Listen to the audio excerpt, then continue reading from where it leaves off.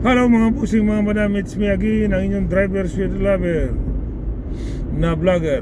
Good day sa buong mundo at magandang gabi dyan sa inyo sa Pilipinas. Okay, pag-usapan natin tong si Cayetano mga pusing mga madam. Okay, bago pong lahat ang aking FB, maraming salamat po sa mga followers ko na hindi nagsasawa sa akin, mga pinalangga kong mga followers. Maraming salamat sa inyo. Sa mga hindi pa po nag-follow sa aking FB, please follow, like, and share, and mag-comment din kayo at babasahin ko mga busing mga madam.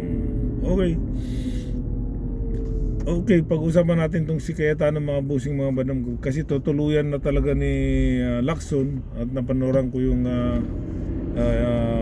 interview ni Lacson sa media at sa mga social media, na talagang tuluyan na itong minamadali na ni Lacson ang kaso ni Cayetano. Hindi na niya idadaan sa Blue Ribbon kasi ang mangyayari po hindi na po idadaan ni Lacson sa Blue Ribbon Committee, kasi nga marami pang investigasyon, marami pang malalim pa na investigasyon. Samantala kung idiretso na ni Senator Lacson sa ombudsman, bahala ng ombudsman para mapadali ang kaso ni Cayetano. Ayan, yari ka rin Cayetano ka, masyado ka kasing maingay hindi na nakatisi, tinitira mo kasi si Lacson yung pala mayroon ka palang mga tinatagong kalukuhan dyan sa Taguig. Di ba? Billion palang insertion mo dyan sa Taguig tapos walang nangyayari. Pero yung insertion mo billion. Yung time na panahon ni Tatay Digong, kontrolado mo talaga nung time na yun, lupit mo talaga control mo talaga si Tatay Digong palibasa parehas kayong mga corruption di ba mga busing mga madam? So hindi na nakatay si Lacson at tuluyan ng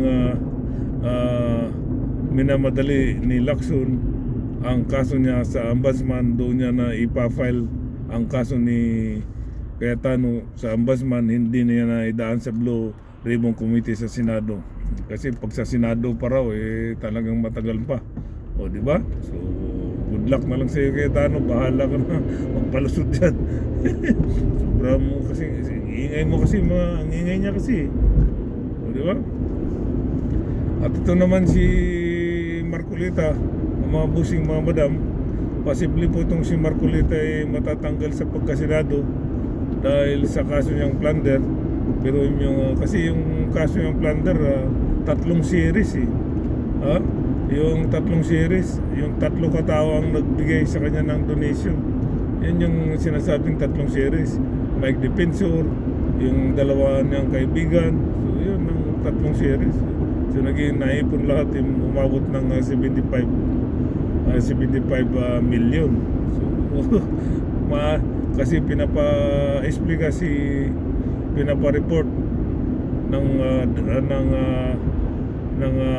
pina-explanation ng 10 araw, binigyan ng 10 araw si Marcolita na mag-explika para hindi siya matanggal bilang senador ng korte ng Supreme Court. So kailangan makapag-explika si Marcolita para matanggal yung plunder niya, kasi wala pa naman siya hindi pa naman siya nakasuhan pagka nakalusot siya, that's good. At least balik siya sa Senado. Pag hindi, tanggal siya sa Senado. Kailangan magandang paliwanag ni Marcolita. Di ba mga busing mga madam?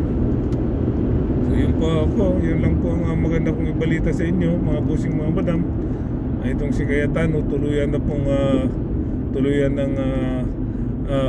kakasuhan ni Senator Lacson. Hindi na po niya idaan sa Blue Ribbon Committee, kundi diretso na niya sa ombudsman. Okay.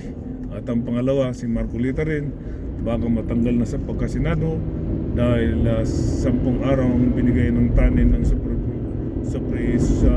Supreme Court na mag-explica siya bakit ganun ang nangyari, bakit naging plunder ang kanyang kaso, bakit tumanggap siya ng